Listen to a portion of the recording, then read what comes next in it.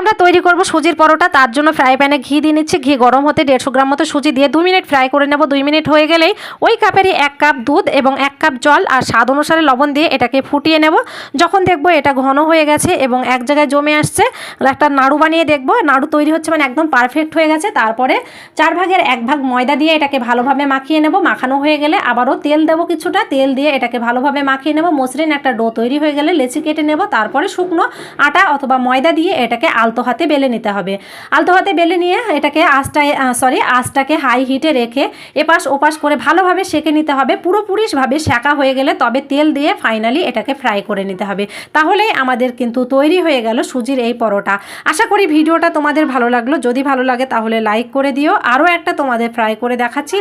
আরও একটা ফ্রাই করার আগে কিন্তু তাওয়াটাকে ভালোভাবে পরিষ্কার করে নিতে হবে, না হলে কিন্তু একদমই ভাজা হবে না। তোমরা যদি তেল পছন্দ না করো তাহলে তেল ছাড়াও এটা ফ্রাই